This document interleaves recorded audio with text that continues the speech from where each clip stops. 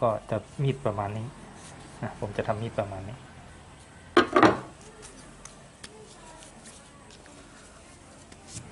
ก็วางก่อนวางไปเลย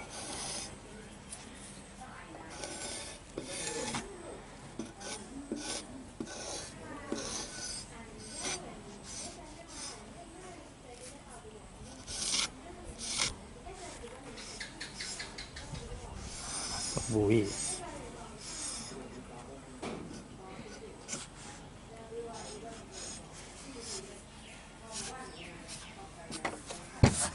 ก็ประมาณนี้นะไม่ใช่ก็ไก่เคียงแล้ว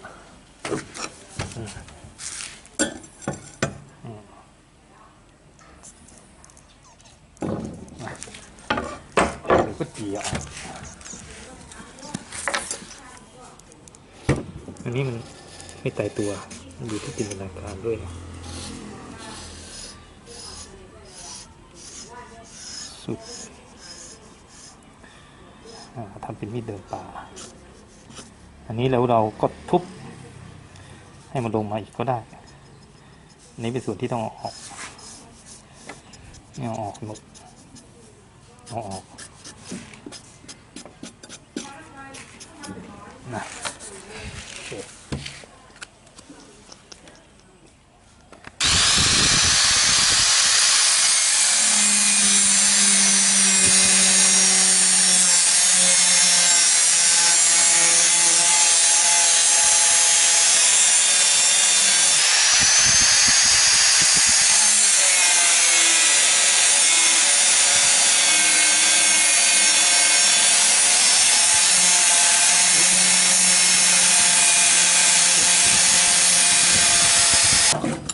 แล้วก็จะประมาณนี้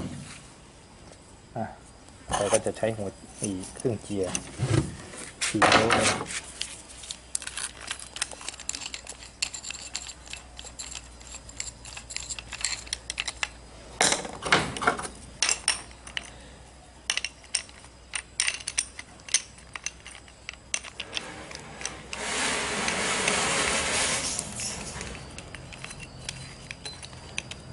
การก็4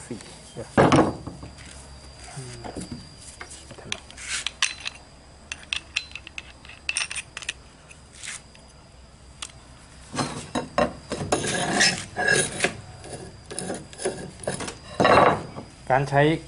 เครื่องเจียร์นี้ผมจะแนะนำหน่อยสังเกตตัวนี้กับตัวนี้ผมจะเป็นลักษณะอย่างนี้นะเวลาเราเจียร์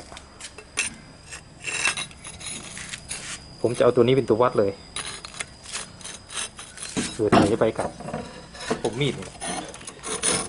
อันนี้สังเกตว่าตัวนี้มันก็จะขึ้นอยู่ประมาณครึ่งหนึ่งแล้วคือมันเหมือนกับว่าวัดก็คือเอาตัวนี้ดันเข้าไปเนี่ยดันมันเป็นตัววัดเลยเดี๋ยวถ้าไอเจียตรงนี้เราใช้นี้เสร็จแล้วก็จะมีแผ่นที่ทำมาจากไม้อัดแล้วก็แผ่นกระดาษทรายในกรณีที่เราไม่มีกระดาษทรายสายพานนะครับเราจะใช้ตัวนี้แทนตัวนี้ใส่ไปมันก็จะเป็นการวัดเป็นในตัวก็ไม่จำเป็นต้องขีดนะครับนะเราใช้อย่างนี้คือดันมันเข้าไปไอตัวนี้นะ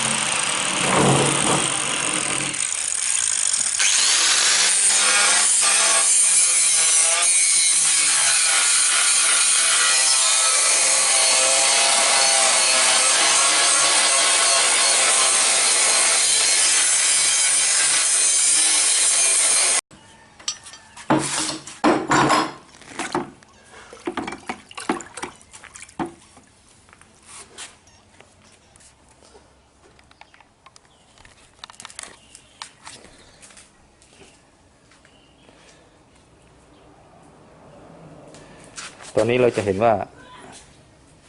ทางด้านคมเนี่ยมันจะไม่หนามากแล้วนะผมก็จะใช้กระดาษทรายในกรณีที่เราไม่มีเครื่องขัดสายพานครับผมก็จะใช้กระดาษทรายเป็นตัวช่วยในการขัดกระดาษทรายนี่คือจะต้องมีแผ่นรองตัวนี้ก่อนนะครับแผ่นรองตัวนี้อันนี้คือผมได้สาธิตทำคลิปสาธิตไปแล้วนะครับหากใครอยากจะใช้วิธีการแบบผมนี้ก็ลองไปดูคลิปของผมได้นะครับใน YouTube นี่แหละครับเดี๋ยวผมจะเปลี่ยนเรื่องของแผ่นหินเจียตรงนี้นะครับเป็นการใช้กระดาษทรายไล่ตั้งแต่เบอร์ดาบไปนี่ผมใช้เบอร์40 120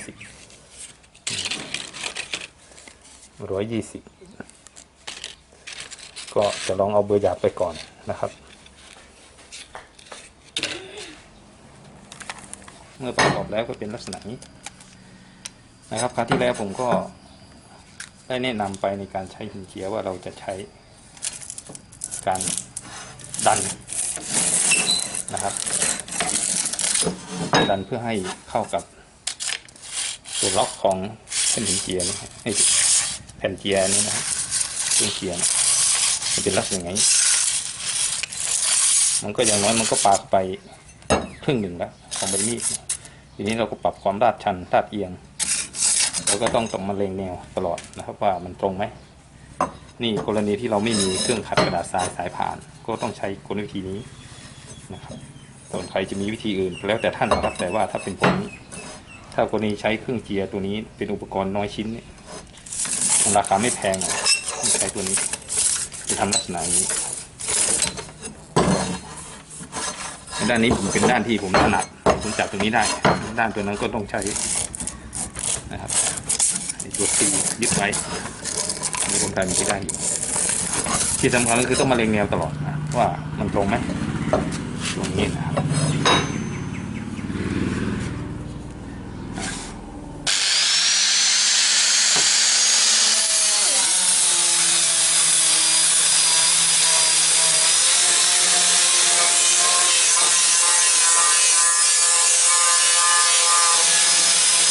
ก็แนว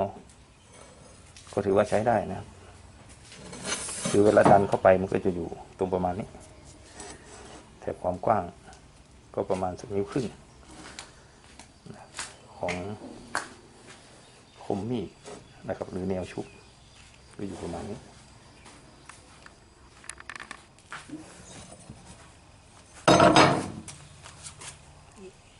ตรงนี้ผมจะแนะนำนะครับกรณีที่เราใช้เครื่องเจียนะครับบางทีบางครั้งเนี่ยมันจะมีเศษผงโลหะมันเข้าตาแม่เหล็กคนตีมีดนี่ควรจะมีใช้อยู่แล้วนะครับเพื่อดูจุดวิกฤตในการชุบนะในตัวนี้นะครับถ้าเกิดว่าใครใช้หน้ากากหรือแมสนะครับปิดปากลักษณะนี้ถ้าผงเข้าตาผงเศษเหล็กเนี่ยมันเข้าตาอุบัติเหตุมันเกิดขึ้นได้ทุกเมื่อครับผมจะลักษณะนี้เลยนะครับเอาหุ้มนะครับถ้าเกิดว่าผงมันเข้าตานะครับอันนี้เป็นแมสเป็นผ้าปิดจมูกผมก็อย่างนี้เลยนะครับนี่ผมใช้มาหลายครั้งแล้วเอาตรงนี้ข้างในตรงนี้นะครับก็คลึงลูกในตาก็คลึงเบาๆนะครับคือผมเข้าใจว่าผงเหล็กเนี่ยมันจะต้องถูกดูดอยู่แล้วนะครับตัวนี้เห็นไหมมีการเคลื่อนไหวถ้าเอาไปใกล้ระดับตาของเรามันต้องขึ้นต้องติดอยู่แล้วนะครับมันเป็นอย่างนี้อยู่แล้วฉะนั้นนะครับก่อนไปหาหมอลองตัวนี้ก่อนนะครับแต่ว่าต้องอยู่ในความสะอาดและความปลอดภัยด้วยนะครับไม่ใช่ว่าคุณไปบี้ขยี้มันแรงนะเอาแค่หน้าเบาๆนะครับคลึงไปมาเบาๆเท่านั้นเองอันนี้ผมสาธิตตัวนี้ก็คงไม่ใช้แล้วครับตัวนี้นี่ผมเปลี่ยนใหม่นะมันราคาไม่กี่บาทนะครับนี่คือเคล็ดลับเล็กน้อยนะครับที่จะเล่าสู่ให้ท่านฟังก็ถือว่าถ้าดูแล้วท่านเก็บสาระอะไรไม่ได้เลยก็เอาตรงนี้ไปใช้ก็แล้วกันนะครับ